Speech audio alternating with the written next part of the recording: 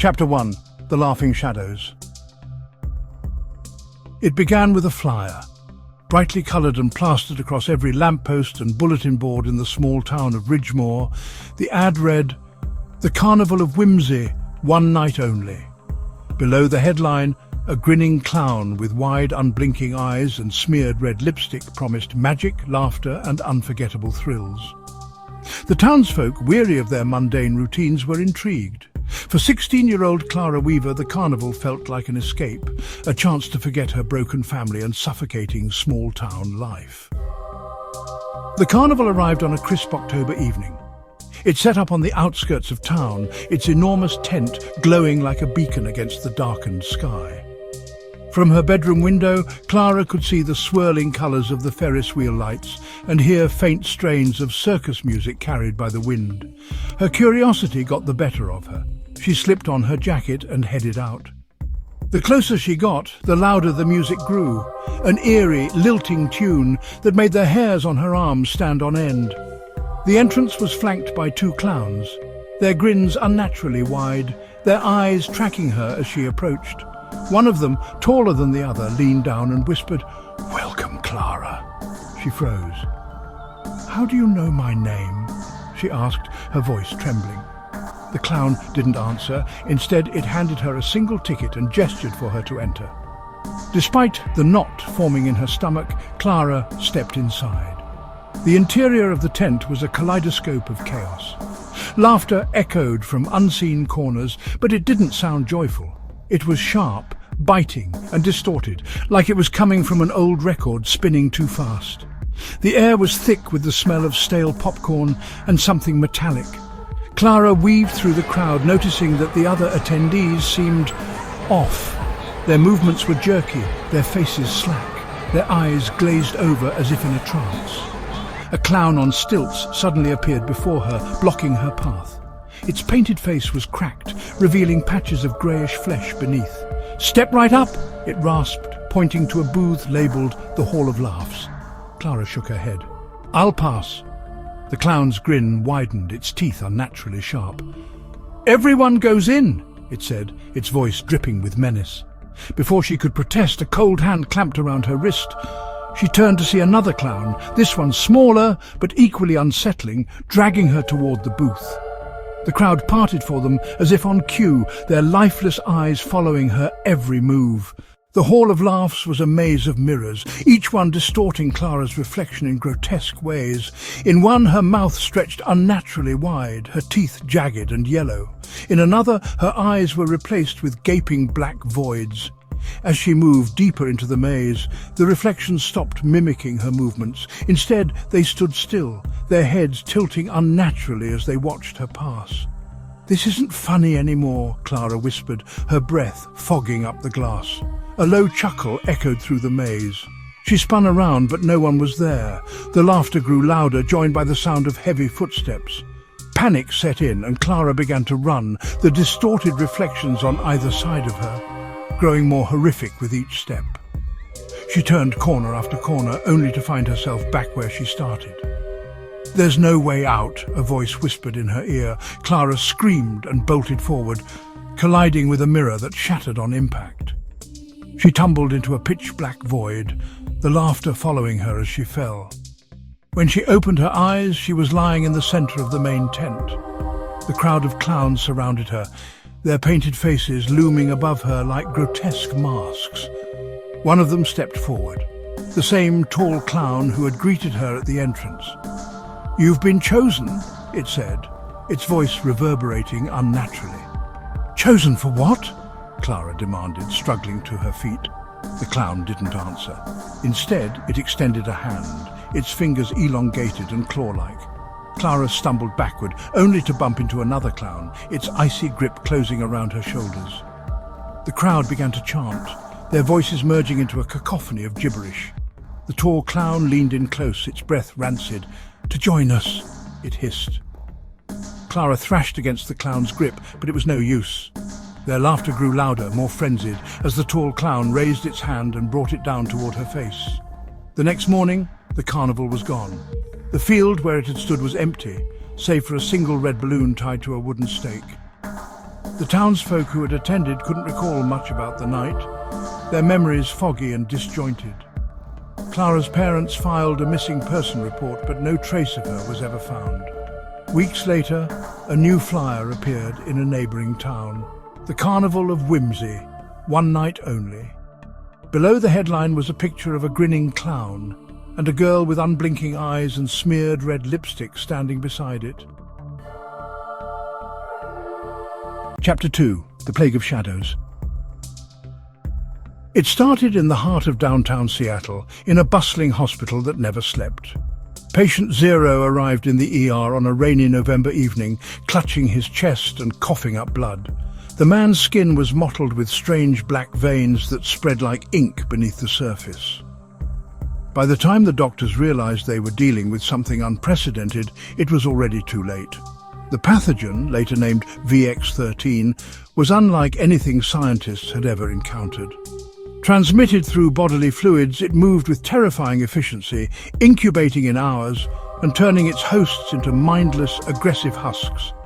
These zombies, as they were quickly labelled, retained no humanity, just an insatiable hunger for flesh and a primal instinct to spread the infection. For 24-year-old Jenna Hartman, the outbreak felt like a distant nightmare at first. News reports described chaos in the city, but in her quiet suburban neighborhood miles away, life carried on as usual. That changed the night the sirens began. Jenna stood at her kitchen sink, washing dishes and half listening to the radio when the broadcast was interrupted by an emergency alert. All residents of King County are advised to shelter in place. Do not attempt to engage with infected individuals. Remain indoors. The shrill tone of the warning sent a chill down her spine. Moments later, her phone buzzed with a text from her best friend, Claire. "Stay inside, they're everywhere. Call me." Jenna's heart pounded as she dialed Claire's number. It rang endlessly before going to voicemail. She tried again and again, but there was no answer. Panic set in as she peered out her living room window. The street was eerily silent, save for the occasional flicker of movement in the shadows. Something was very wrong. The first infected person Jenna saw was her neighbour, Mr. Callahan. She'd known him since she was a child, a kind, elderly man who always waved from his porch. Now, he staggered down the street, his gait jerky and unnatural. His eyes, once warm and friendly, were now milky white and void of recognition. Black veins spiderwebbed across his face. She gasped as he suddenly turned toward her house, his head snapping at an impossible angle. His lips curled into a grotesque snarl as he broke into a sprint, slamming against her front door with a force that made the wood shudder. Jenna stumbled back, her mind racing. She grabbed a chair and jammed it under the doorknob just as the hinges began to crack. Her hands shook as she searched for a weapon, finally settling on a fireplace poker. The pounding on the door grew louder, more frantic. Then, without warning, it stopped. Silence. Jenna held her breath, clutching the poker tightly. Minutes passed and she dared to peek out the window. Mr. Callahan was gone, but the street was no longer empty. More figures shuffled into view, their distorted forms illuminated by the pale glow of streetlights. She backed away from the window, her mind screaming one word: run! Jenna grabbed a backpack and stuffed it with essentials: water bottles, a flashlight, canned food, a first aid kit. She needed to find Claire, or anyone still human. The power flickered as she stepped out into the cold night, her breath visible in the air. The town she'd grown up in was unrecognizable. Cars were abandoned in the streets, their doors hanging open. Blood smeared the sidewalks, leading to smashed windows and torn curtains. The groans of the infected echoed from every direction. Jenna kept to the shadows, avoiding the main roads. She had just turned down an alley when she heard a low growl behind her. Spinning around, she saw a young man, his face twisted in rage, charging toward her. She swung the poker with all her strength, the metal connecting with a sickening crunch. He collapsed, but she had no time to process what she'd done. More were coming. She ran. Days blurred into weeks. Jenna joined a small group of survivors holed up in an abandoned grocery store. There was Ethan, a former paramedic who took charge of treating injuries, Marcy, a sharp-tongued college student with a knack for scavenging, and Greg, a quiet mechanic who kept their makeshift barricades intact. The world outside had become a wasteland. VX-13 spread faster than anyone had predicted, infecting millions within days. Governments collapsed, leaving cities to burn as the infected overran them. Radio broadcasts grew increasingly sporadic before stopping altogether. Humanity was losing. "We can't stay here forever," Ethan said one night as they sat around a dwindling pile of canned goods. "Where else can we go?" Marcy snapped. "It's the same everywhere." Jenna stared at the flickering candle in the center of their circle. "There's got to be a safe zone somewhere the infection hasn't reached." Greg shook his head. "If there is, we'd never make it. You've seen what's out there." Before they could argue further, a loud crash shattered the silence. The infected had found them. The grocery store became a battleground. Shelves toppled as the infected surged inside, their snarls deafening. Jenna swung her poker, each strike fueled by desperation. Ethan shouted orders, but the group was quickly overwhelmed. Jenna grabbed Marcy's arm and pulled her toward the back exit. They burst into the night, the sounds of screams fading as they ran. Tears streamed down Jenna's face. She didn't look back. Months later, Jenna was alone. The infection had consumed everything, every city, every town, every hope. She wandered through the ruins of civilization, her body battered and her spirit broken. The world was silent now, save for the occasional groan of a lone infected. One day she stumbled upon a mirror in an abandoned house. Her reflection startled her. Her eyes were bloodshot, her skin pale, and black veins had begun to creep up her neck. She sank to the floor, the truth settling over her like a shroud. She was infected. As the transformation began, Jenna felt a strange sense of peace. She would soon join the masses, a mindless shadow in a world of the damned. The last vestiges of humanity slipped away as she let out a guttural growl and stepped into the endless night. The plague of shadows had won. Chapter 3: The Silent Grove.